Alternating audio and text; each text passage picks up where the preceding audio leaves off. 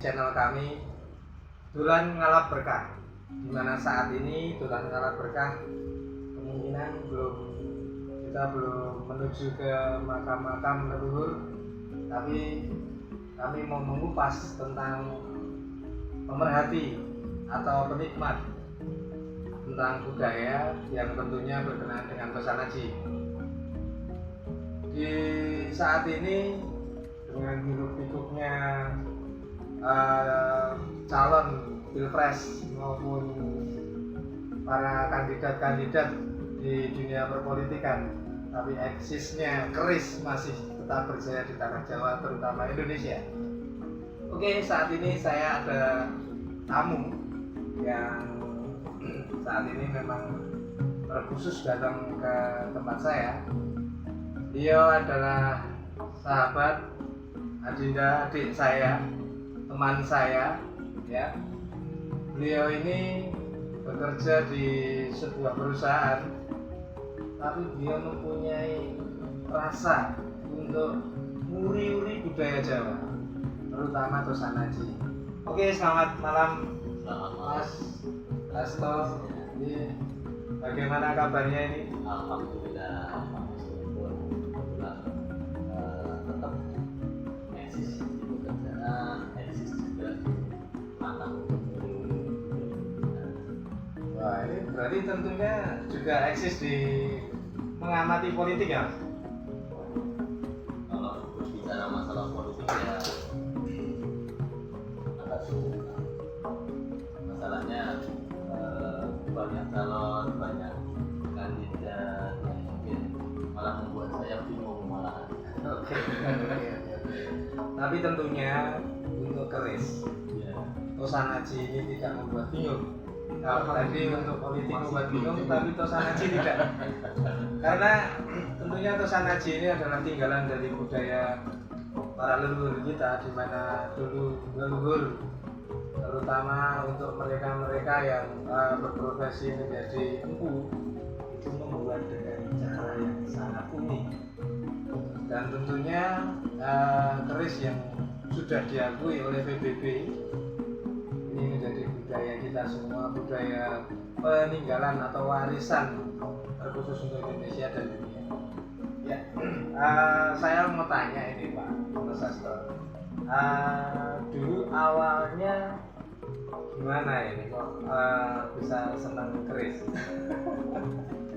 Maaf, agak kesini, agak kesini. Ya. Ini pemirsa pengen lihat jenengan ini saya. Monggo. Sebenarnya awalnya itu sederhana. Di kebetulan waktu itu saya mau melakukan resepsi pernikahan. Nah, kemudian kok ketika ketemu dengan ya sebenarnya ya, kemudian kok beliau itu bercerita. Kebetulan kan waktu itu yang aslinya pemiliknya itu adalah ayahandanya. Nah, kemudian ayahandanya meninggal, kemudian diteruskan sama putri beliau. Saya menyampaikan bahwasanya kalau untuk budaya Jawa itu ketika seorang pengantin itu pasti akan menggunakan kelengkapan Islam adat Jawa. Termasuk salah satunya adalah keris. Kemudian kan saya juga sering kali melihat resepsi pernikahan itu ada yang kerisnya itu bimok. Nah, kemudian saya tanya apakah benar saya juga menggunakan keris yang seperti itu juga. Kebetulan ada beberapa koleksi keris ini ya untuk kelengkapan busana saja. Ya, dari perhias pengantin itu mengatakan oh enggak. Kemudian dia mengeluarkan keris yang bilangnya itu biasanya dipakai oleh pengantin pria. Dia akan melakukan izin, apakah ini boleh saya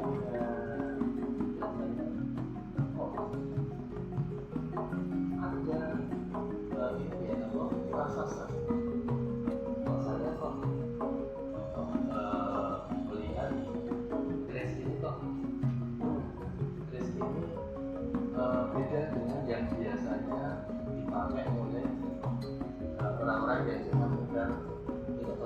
discuss saja.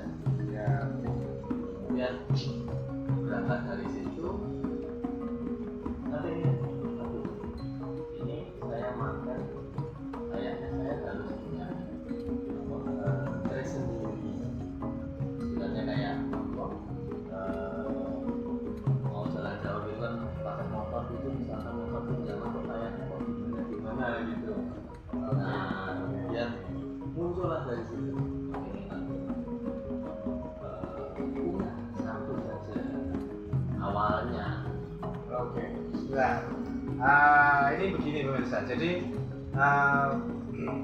ini Pak Hasto ini ya. Ini dulunya itu tertarik keris dikarenakan mau merit, dan saat merit itu menggunakan keris yang asli yang menurut dia itu adalah unik, dimana srek. Kalau menurut catatan saya di orang Jawa terutama itu harus melihat keris itu punya rasa seperti yang dikatakan Mas Hasto tadi ya. Jadi tangguh sepuh itu pamor mojo wesi dan wangun. Wangun itu adalah rasa. Di saat kita berbicara tentang rasa, di situ kita akan berbicara tentang hati. Oke, monggo lanjut Mas Hasto. Berangkat dari situ lah kemudian saya mencoba untuk apa ya mencari lah. Awalnya saya nggak tahu mencari saya itu harus kemana gitu, nggak tahu Pak. Kemudian kok kayaknya kok di lokasi A itu kok bilangnya ada, karena kan di sana banyak jual dari Solo ini manten. Saya datang ke sana berkenalan dengan salah seorang dagang yang kebetulan juga beliau paham dengan keris, sehingga kemudian juga diterangkan sama beliau kerisnya seperti ini, termasuk juga tingkat keunikannya, kemudian proses pembuatan juga masih semakin tertarik. Kok bisa bahwasanya di era zaman itu kok membuat sebuah senjata yang biasa ini istilahnya senjata musuh, tapi kok bisa dengan mudah, dengan hal-hal yang mungkin tidak terpikirkan, atau mungkin kalau bisa menjelaskan teknologinya itu harus dengan teknologi yang bagus baru bisa menciptakan karya seni yang indah. Nah, berangkat dari situ barulah kemudian saya coba untuk sedikit mendalami, bukan lebih mendalami, sedikit mendalami karena masih Ini istilahnya mulai jatuh cinta begitu ya. Ya, jadi kita melihatnya itu kok ini suatu barang yang sudah istilahnya ya tua gitu ya. Jadi sudah usianya bahkan bisa ratusan tahun, tapi kok masih terlihat indah. Apakah memang karena teknologi pembuatannya waktu-waktu itu dipilih bahan-bahan yang luar biasa, yang bagus kan, sebenarnya pada wakil era zaman dahulu, sehingga tingkat ketahanan sampai dengan era saat sekarang itu masih terlihat sangat. Nah ini saat beliau ini mulai jatuh cinta terhadap Tosananji. Untuk para pemirsa yang mulai jatuh cinta, tetaplah belajar untuk mengenal tentang keris. Dimana keris itu satu, kita harus mengenal besi. Jadi saat tadi beliau mengatakan saya tuh lebih tertarik karena ini barang lama tapi masih indah, dikarenakan saat membuatnya si empu itu juga menggunakan rasa satu, seperti yang tadi saya mengatakan rasa. Yang kedua pemilihan bahan, gitu kan Mas? Ya. Jadi saat rasa dan pemilihan bahan itu akan membuat karya seni yang saat itu dibuat itu menjadi lebih awet, lebih tahan terhadap korosi, sehingga bisa dinikmati oleh anak cucu juga sekarang. Sekarang kayak kami para pegiat keris melihat keris Mojopahit dengan rentan waktu sekitar 7 sampai 8 abad. Nah, 8 abad yang lalu atau 800 tahun yang lalu. Tapi masih utuh, masih bisa dinikmati. Itu dikarenakan pada masa dulu si empu menggunakan rasa tadi. Saat menggunakan totalitas untuk menghasilkan karya yang terbaik. Ya. Sekarang lanjut Mas Sasto. Untuk di rumah koleksinya apa aja ini? Ya untuk saat sekarang sih ya cuma beberapa sih ya banyak. Jadi ada lomba, ada keris, dan itu ada yang lulus, ada kebetulan kita juga sempat membawakan ya bisa dipakai buat perbandingan istilahnya di seperti yang dibilang sama pedagang yang suka lukis rentan dan guru saya terkait dengan masalah tosanansi atau keris gitu ya. Kalau pengen belajar lebih mendalami maka menggunakan ilmu perbandingan. Jadi tidak cuma memegang satu tapi harus duanya dalam rangka untuk yang benar-benar masterpiece, benar-benar garap yang bagus itu pasti akan terlihat dengan sistem perbandingan. Ya, itu kalau orang Jawa bilang jajah tosan, atau kita melihat keris lebih dari satu untuk kita benar-benar memahami akan materi tersebut. Dan namanya juga ya jajah tosan. Jadi jajah tosan itu di perkerisan memang mutlak dan harus dikarenakan sama bentuknya, sama dapurnya. Tapi kalau berbeda zaman itu juga akan berbeda materi. Apalagi keris itu handmade. Dalam artian handmade dikerjakan menggunakan tangan. Sehingga empu A dan empu B sama-sama membuat dapur yang sama dan request dari pemesan dengan pamor yang kebetulan sama, tapi hasilnya tetap lain. Jadi jajah tosan itu pasti dan harus dilakukan oleh para penggemar keris. Jadi untuk para pemula pemain keris jangan ragu, datangi, terus kita melihat, kita perbandingkan. Di situ saat kita belajar, di situ kita akan mendapatkan hasil yang benar-benar tadi yes, masuk di hati. Lanjut Mas Sasto. Jadi sekarang koleksi Mas Sasto ini apa ini? Saya pengen tahu. Tentunya pemirsa juga pengen tahu di mana koleksi dari seorang HRD ya. Wah, ini HRD tapi seneng keris ini. Jadi kita pengen tahu apa itu.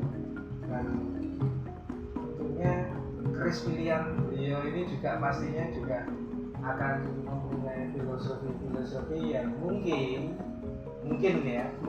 bisa menunjang dalam karir beliau atau dalam kehidupan beliau. Ya, kita lihat ini. Apa ini kerisnya? Monggo dibuka. Sebenarnya ini tuh kenapa saya membawa dua tosan ini? Saya cuma ingin menunjukkan bahwasannya itu di era zaman dahulu itu juga ada istilahnya apa ya, kalau motor sekarang itu modifikasi ya. Nah, jadi memang ada bentuk-bentuk yang kalau motor kan biasanya kan pasti motor yang bisa kita lihat seperti biasa ya, tapi ada juga yang melakukan inovasi tertentu pada motor itu untuk dilakukan perubahan dan modifikasi ya. Nah ini juga sedikit mencoba untuk membawa dua tosan yang mungkin agak unik buat saya. Oke, dibuka aja Om, dibuka. Terus nanti di situ nanti kayaknya pusakanya beliau itu. Begitu dibuka saya langsung deg-degan. Jangan. Ini mungkin juga sama seperti yang waktu saya dulu pernah rasakan, Pak. Jadi saya melihat itu sepertinya kok menakutkan. diri banget gitu. Ya, tapi begitu saya mencoba untuk pegang banyak keris, tadi jajah pusaka tadi. Jajah tosan. Jajah ya, jajah tosan tadi saya lihat tuh, ini ternyata kita bisa menikmati dari sisi keindahan bayangnya. Oke, keindahan bulannya ini memang benar-benar mungkin ini pembuatnya itu benar-benar mengurangkan inspirasinya sehingga walaupun tua kayak ini masih kelihatan enak gitu, kelihatan sepi dan dirasakan gitu. Nah, seperti yang ini saya lihat, ini mungkin modifikasi yang abnormal menurut saya, karena kalau biasanya itu biasanya kan beloknya adalah sesuai dengan tangan dari sebelah kanan kiri, tapi yang ini mungkin sedikit berbeda dengan tapak. Oke. Jadi malah terbalik dari kiri ke kanan gitu. Nah, ini tentunya ada namanya sendiri. Karena dalam dapur keris itu ada bilang sari, ada sengkelat, paru sari dan lain-lain, bahkan sampai beberapa puluh atau berapa ratus dapur keris. Mungkin akan kita tanyakan. Dan mungkin ini juga rahasia beliau dalam menjadi HRD. Keris apa ini namanya? Keris apa ini, Pak? Kalau yang disampaikan kepada saya kebetulan juga sedikit juga membuka-buka ini ya, literatur ini. Kalau dapurnya itu adalah Pandowo Cinarito. Pandowo Cinarito. Oke, siap. Lanjut saja, karena lekuknya atau lutnya itu terbalik, itu ada yang mengenalnya sebagai keris kiri. Apa ini? Kiri Kidi itu suatu nama yang unik, menggelitik di telinga kita para pemirsa. Kiri Kidi apa itu? Lebih jelasnya untuk pemirsa Kiri Kidi, Pak. Kiri. Jadi beberapa literatur yang kemudian saya coba telusuri, nah itu ternyata ini historinya dari si pembuatnya. Jadi bayangkan di kurang lebih era akhir dari kerajaan Majapahit ya, itu ada seorang empu itu yang ternyata tangannya pindah, sehingga beliau berinovasi, dia juga menciptakan keris yang mungkin pada waktu itu diperuntukkan bagi teman-teman kita yang bertangan pindah, karena kan tidak semuanya kan bisa menggunakan tangan. Nah, itu diciptakan lagi dan ternyata Nah, tapi ngomong-ngomong ini Mas Hasmo kidal enggak ini? kebetulan saya tidak kidal. Wah. Tadi saya berpikir pasti beliau cari Kiri Kidi tadi atau untuk salah satu dapur keris untuk yang tangan kidal. Mungkin beliau kidal, tapi ternyata tidak. Jadi lebih tepatnya kalau keris itu sebagai koleksi itu apapun bisa dikoleksi, apapun bisa disimpan asal cocok di hati. Aja. Nah, ternyata ketika saya amati, ternyata pembuatan keris ini juga sepertinya sangat diidentikan dengan person atau orang yang memesan. Gitu ya. Karena saya melihatnya dari kalau istilah orang pesan itu ada yang namanya condong lele gitu ya. Nah ini ternyata itu pengaruh terhadap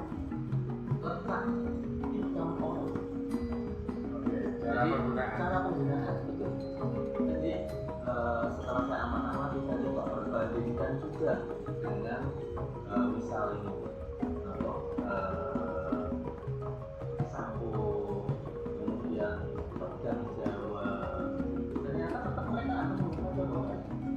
Dan ini contoh-contoh yang digunakan oleh proses ini ternyata juga pas dengan tangan kiri, tidak tangan kanan. Berarti untuk rancang bangun itu tetap dipakai. Iya, jadi saya menganalogikan kalau orangnya kecil kayak saya ini pasti kerisnya juga kecil, nggak mungkin kerisnya terlalu besar, dan itu disesuaikan dengan postur dan rancang bangun itu dibuat oleh sang ibu biar lebih sesuai dan enak dipakai oleh pihak si pemesan. Pastinya seperti itu. Ya, apa pemikiran saya pun juga larinya ke situ. Makanya ketika jajah kosan itu ternyata saya menemukan banyak hal yang unik-unik di balik dari sebidang keris. Ya, di sini saya juga membawa satu kesamaan yang mungkin juga agak berbeda. Ya,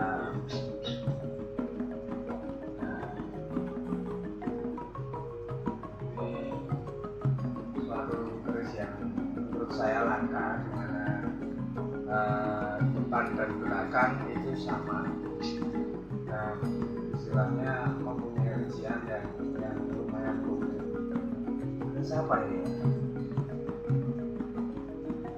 Kalau kerisnya saya masih banyak tahu karena ada yang menyatakan keris Karnoman, tapi ada juga yang menyatakan ini sebagai Lego. Nah ini saya masih ingin mendalami. Kalau untuk yang kosan ini saya masih belum bisa matur ini dapur apa tempatnya. Oke. Nah ini begini pemirsa, jadi mungkin saya berusaha untuk meluruskan. Kalau seperti ownernya, pemiliknya belum mampu untuk mengatakan ini dapur apa, itu dikarenakan di luar sana itu dapur-dapur keris yang tidak masuk dalam literatur, tidak masuk dalam sebuah buku yang ditulis pada masa PP10. PP10 itu adalah Raja Solo yang ke-10. Jadi di Pakem itu nggak tertulis, itu lebih banyak dan masih banyak lebih tepatnya, sehingga banyak para pemerhati atau para kolektor itu nggak tahu ini dapur apa, ini namanya apa, dikarenakan dicari di buku nggak ada. Nah dulu kenapa kok bisa terjadi seperti itu dikarenakan ada sistem di mana mutrani, seorang empu terkenal, dia akan membuat keris dengan bentuk A dengan rancang bangun sesuai dengan yang dibuat oleh sang empu, dan dia mempunyai istilahnya pembantu atau rekan kerja yang namanya panja. Itu suatu saat beliau pasti juga ingin menjadi seorang empu kayak yang istilahnya diikuti oleh dia, sehingga saat dia mungkin pulang ke daerahnya dia bikin, tapi tetap menggunakan rancang bangun dan bentuk yang sama. Kembali yang tadi, empu A dan empu B membuat keris yang sama, belum tentu hasilnya sama. Nah, di sini nanti akan timbul namanya dapur-dapur baru atau inovasi baru, ya, modifikasi baru yang tidak tertulis.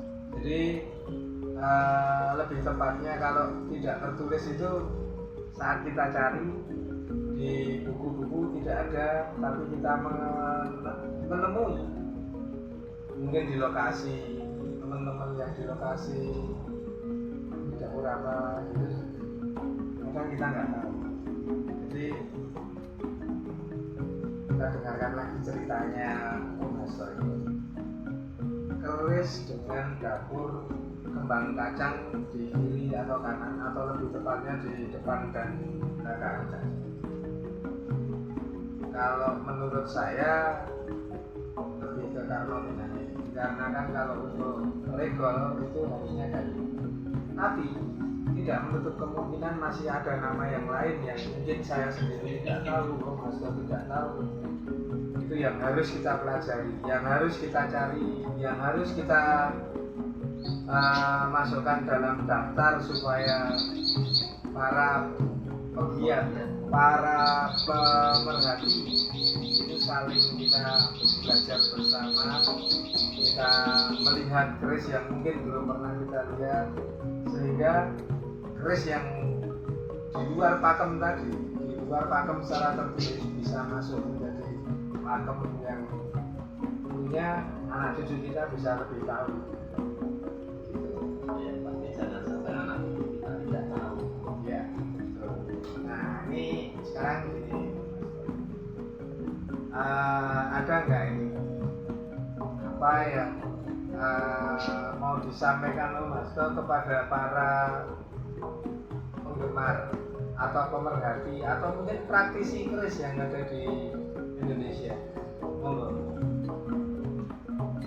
Buat rekan-rekan saya yang seperti saya ya masih dalam tahap belajar, itu yang pesan saya cuma satu, tapi rentetannya banyak.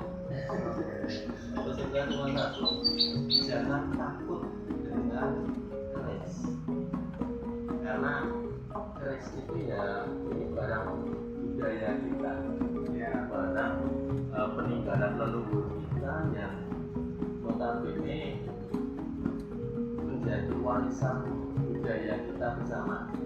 Jangan sampai kita malah nanti kehilangan atau tidak tahu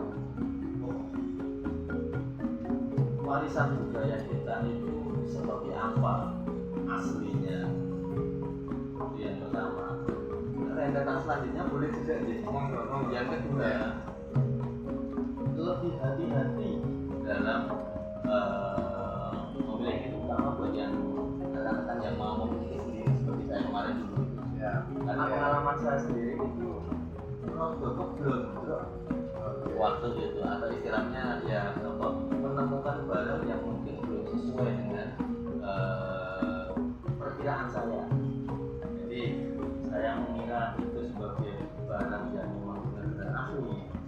Ternyata itu sudah dilakukan modifikasi, dan modifikasi itu tidak seperti dulu. Kalau ini kan modifikasi dari pakem ya bapaknya ya. Nah, tapi kalau yang saya temui itu modifikasi dari barang yang dirasakan. Jadi yang seharusnya misalnya yang seharusnya itu pakemnya adalah lurus, kemudian dibikin sehingga kan itu menjadi cacat dalam rasa kita untuk ya, itu menjadi akhirnya jadi beban nantinya. Kemudian yang selanjutnya, jangan takut untuk bertanya. Jangan sampai istilahnya dengan langkah kita jajah kosan tadi itu kita lakukan secara cuma, kemudian juga tidak dilakukan bertanya kepada yang lebih paham atau mungkin yang ilmunya lebih tinggi terkait dengan masalah pengetahuan urusan haji. Itu sangat penting sekali, karena jangan sampai nanti karena tidak mau ikut bertanya sehingga memperoleh barang yang mungkin kalau kira sekarang istilahnya adalah barang prosesan tidak sesuai ekspektasi. Tidak sesuai ekspektasi. Ada yang mungkin kepinginan kita benar-benar sepuh itu misalnya dari opsian adalah sepuh gitu ya. Nah itu keluar dari pakem ini. Nah itu yang tetap harus kita jaga untuk sebagai patokan untuk kita